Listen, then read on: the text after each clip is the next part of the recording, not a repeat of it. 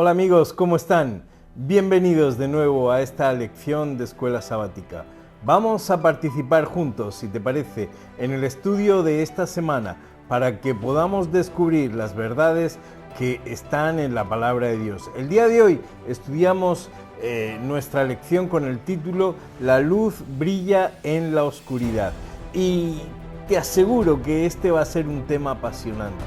Antes de empezar, quisiera invitarte una vez más a que si no te has suscrito, suscríbete, así podrán llegar cuanto antes estas lecciones a tu teléfono. Y te pido un like porque es la única forma que tengo de saber que valoras este servicio. Así que, sin más preámbulos, vamos a empezar. ¿Qué es un acuerdo? Normalmente definimos acuerdo como un punto medio donde dos partes se comprometen a hacer concesiones mutuas para un beneficio común. La esencia está en que haya una cesión por ambos litigantes para que nadie salga perjudicado en sus intereses básicos. Esto se hace para que pueda haber una buena coexistencia entre dos lados que aparentemente podrían estar en conflicto. Aunque esto sea lo habitual en la mayoría de los negocios o acuerdos en nuestro día a día, este tipo de compromisos conlleva, por supuesto, la pérdida de un valor, la matización de una verdad o el relajamiento hacia ciertos principios.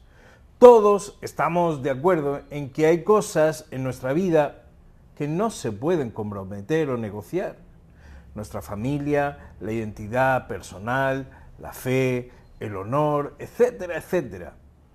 Miren, como hablábamos la semana pasada y la anterior, la Biblia nos presenta de forma explícita la realidad en la que vivimos los seres humanos. Estamos en medio de un conflicto cósmico que evidencia la lucha entre Cristo y Satanás. Pero la pregunta es, ¿no podía Dios consentir a los ángeles rebeldes o a los seres humanos caídos para evitar la guerra en el cielo y permitir que todos coexistieran de forma pacífica? ¿Habría posibilidad de un acuerdo? ¿Es que no podía Dios al menos tolerar la parte contraria y ver si esa parte contraria quisiera independencia o autonomía? ¿No podría conceder esa petición? ¿No podría simplemente dar a los rebeldes una región en algún vasto rincón del universo donde pudieran vivir por sí mismos en lugar de ser exterminados? Vamos a hablar de eso, vamos a hablar de transigencia y vamos a hablar de las sutilezas del diablo. Cuando Jesús estuvo entre nosotros, dejó claro lo siguiente: yo soy el camino, la verdad y la vida. Nadie viene al Padre sino por mí. Junto a Poncio Pilato, podríamos preguntarnos ¿qué es la verdad? El gobernador de Judea la tenía delante de él, pero no esperó a recibir respuesta. Muy al contrario, delante de la verdad se lavó las manos y no quiso saber de ella. Sin embargo, hablemos de la verdad, pero de la verdad con mayúsculas, porque este conflicto entre el bien y el mal comenzó con una mentira. La palabra de Dios deja claro a todo el que se acerca a estudiarla que nuestro Señor es creador y es nuestro sustentador, es la fuente de la que emana la vida. Siempre deseó nuestro bien y nuestra felicidad. Nunca quiso que viviéramos en el dolor, en la enfermedad o en la muerte. Nadie puede existir sin Él. Y aquel Lucifer quiso cambiar ese principio. Desafió el gobierno de Dios, su amor y su bondad, y afirmó que cualquiera puede ser un Dios, que la existencia nos pertenecía a cada uno y se vive bajo la forma de vida que uno quiere sin importar los demás. Como bien dijo Jesús del diablo, él ha sido homicida desde el principio y no ha permanecido en la verdad, porque no hay verdad en él. Cuando habla mentira, de lo suyo habla, porque es un mentiroso y padre de la mentira. Él está dispuesto a utilizar la mentira y la traición para descarriar a cualquier ser humano. Lo hizo desde el Edén, privándonos del paraíso y de nuestra relación directa con Dios. A lo largo de los siglos ha utilizado la misma estrategia. Destruye la confianza en Dios y tergiversa su voluntad, manipulando también las Escrituras. Por eso Jesús nos invita a conocerle a Él, a conocer a Cristo. Él dice de sí mismo: conoceréis la verdad con mayúsculas, y la verdad os hará libres. La iglesia primitiva tiene mucho que enseñarnos. Esta fue la lucha de la naciente iglesia apostólica, comprobar que el diablo estaba atentando contra ella. Lo primero que trató fue distorsionar el mensaje de Jesús. El apóstol Pablo advirtió a los hermanos de Éfeso hasta Mileto lo siguiente: por tanto, mirad por vosotros y por todo el rebaño en el que el Espíritu Santo os ha puesto por obispos para apacentar la iglesia del Señor, la cual él ganó por su propia sangre. Porque yo sé que después de mi partida entrarán en medio de vosotros lobos rapaces que no perdonarán al rebaño, y de vosotros mismos se levantarán hombres que hablen cosas perversas para arrastrar tras sí a los discípulos. Esto está en Hechos 20, del 29 al 30. Desde el siglo I hasta los inicios del siglo IV, la iglesia fue perseguida. Pero una nueva estrategia vendría de parte del maligno. Ya no era perseguir a la iglesia. Ahora el Imperio Romano y sus césares se hicieron los dueños de la iglesia. Desde Constantino, con su aparente conversión a la fe, pasando por el emperador Teodosio, que declaró al cristianismo como la religión oficial del Estado, todos los emperadores se declararon pontífices maximum de la iglesia. Las ideas del paganismo, como la adoración a las imágenes, fueron asumidas por los nuevos creyentes. En vez de adorar la imagen de Júpiter, ahora se hacían imágenes del Padre. En vez de adorar a Apolo, lo cambiaron por el Hijo de Dios.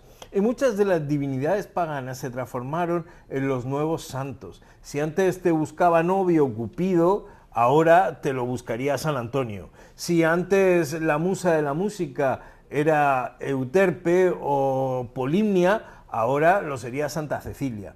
En vez de adorar en sábado, lo trasladaron al Día del Sol, que formaba parte de la adoración romana, día que se adoraba, por cierto, en el imperio. Así, por la imposición, por la importancia de este imperio, se llegaba a un acuerdo entre el paganismo y el cristianismo que estaba cediendo, y se confeccionó una iglesia que a todo el mundo le viniera bien. Una iglesia que fuera para todo el pueblo, universal. En latín se dice catholicus. Que fuera para los apóstoles, que fuera apostólica y sobre todo que fuera romana. Por tanto, así quedaba. La advertencia del apóstol Pablo, hecha en los comienzos, ya estaba forjándose. Los hombres de Dios lo habían visto venir. Hablando de lo que ocurriría antes de la venida del Señor, él dice: nadie os engañe en ninguna manera, porque no vendrá sin antes venga la apostasía y se manifieste en el hombre de pecado, el hijo de perdición, el cual se opone y se levanta contra todo lo que se llama Dios o es objeto de culto, tanto que se sienta en el templo de Dios como Dios, haciéndose pasar por Dios. La iglesia que predicaba la verdad fue usurpada por el originador de la mentira. Los lobos rapaces, como decía el apóstol Pablo, destrozaron el rebaño, y desde entonces fue la propia iglesia la que comenzó a perseguir a los verdaderos cristianos que no estaban dispuestos a hacer concesiones. Una de las principales doctrinas del romanismo enseña que el dirigente de la iglesia, es decir, a quien se llama el Papa, es la cabeza visible de la iglesia universal de Cristo, y fue investido con suprema autoridad sobre los obispos y los pastores en todas las partes del mundo. Aún más, se supone que al Papa se le han dado los títulos, se supone no, es así, ¿no? Se le han dado los títulos propios de la deidad. Se lo ha titulado Señor Dios el Papa. Se lo ha declarado infalible y exige el homenaje de todos los hombres. Si te das cuenta, esta fue la misma pretensión que sostuvo Satanás en el desierto de la tentación: recibir toda adoración y sometimiento. A Jesús le dijo: todo esto te daré, ¿qué cosa? Si postrado me adorares. Ser el vicario de Cristo implica lo siguiente, según el diccionario. El vicario es el que tiene las veces el poder y la facultad de otra persona o la sustituye. Según el mismo Jesús, el que él envió procedía del cielo y se refería al Espíritu Santo. Para enfrentar los engaños satánicos, gracias a Dios, Jesús nos indicó que podemos acudir a la ayuda que Él dispuso para nosotros. Santifícalos en tu verdad. Tu palabra es verdad, dice Juan 17:15. ¿Qué quiere decir esto? Pues que la Biblia es la revelación infalible de la voluntad de Dios. Presenta el plan de la salvación de la humanidad. Puesto que toda la Escritura es inspirada por Dios, toda la Biblia debe ser aceptada como la palabra de Dios. En ella encontramos el amor infinito del Creador revelado. Además, se exponen los engaños satánicos desde el principio. Piensa por un momento, ¿qué sabríamos nosotros del plan de salvación sin la Biblia? ¿Cuánto entenderíamos de la encarnación, de la vida, de las enseñanzas o del ministerio de Jesús? Sin las Escrituras, ¿podríamos siquiera empezar a comprender la profundidad del sacrificio de Cristo? ¿La gloria de su resurrección? ¿El poder de su intercesión en el santuario celestial y la segunda venida? Por eso, desde el origen de la Iglesia, el maligno ha hecho todo lo posible por destruir la palabra de Dios. Él nos quiere sin conocimiento, sin conexión con Dios. Tanto en el pasado como en el presente, Él crea e inventa las condiciones posibles para que no estudiemos, para que no leamos, para que no tengamos tiempo para el Señor.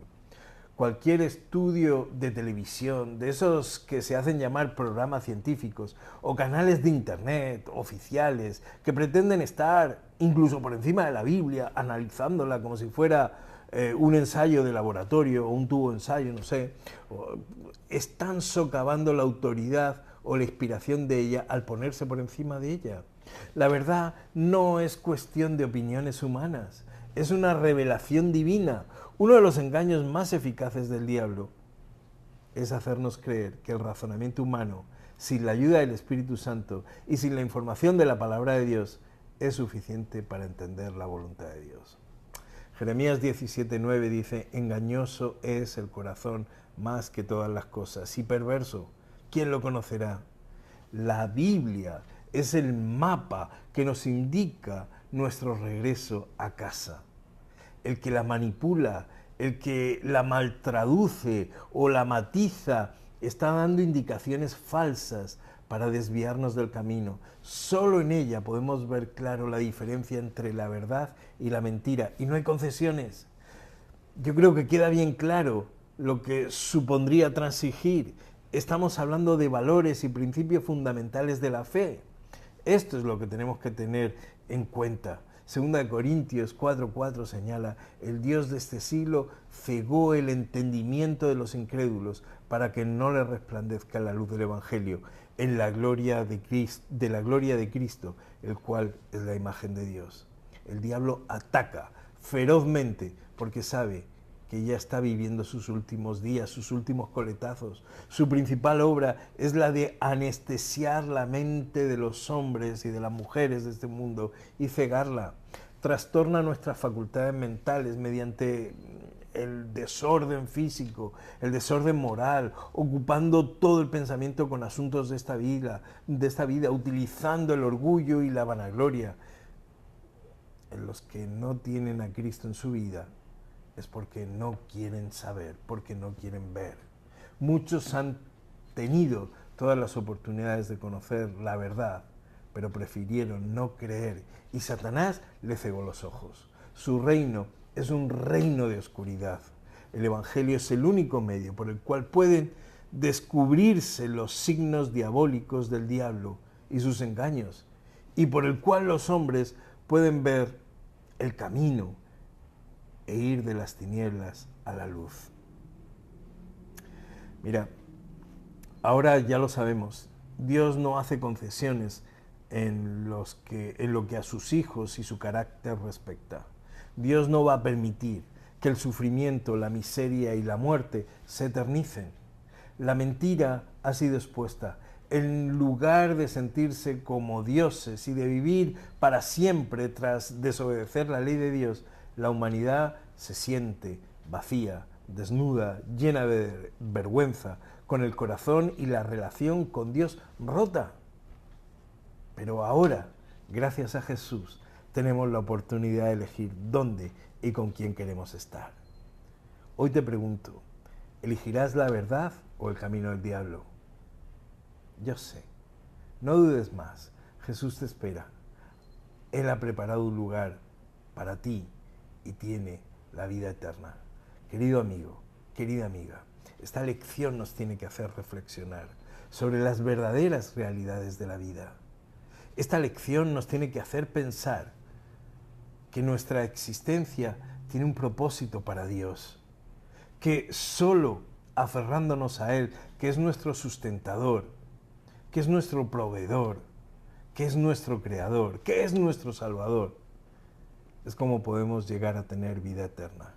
Los primeros siglos de la iglesia cristiana encontramos a una iglesia que transigió, a una iglesia que se hizo universal, que se puso los apellidos de apostólica por un lado y romana por el otro. Amigos, en el día de hoy ya no pueden haber concesiones. Es momento de ponerte del lado de Jesús, porque la batalla, la última batalla, está a punto de concluir. El Señor viene en las nubes de los cielos y hoy nos llama para que estemos dentro de sus filas. Que Dios te bendiga, que Dios te ayude, que Dios te guarde y te dé sabiduría para saber cuál es la mejor elección. Bendiciones.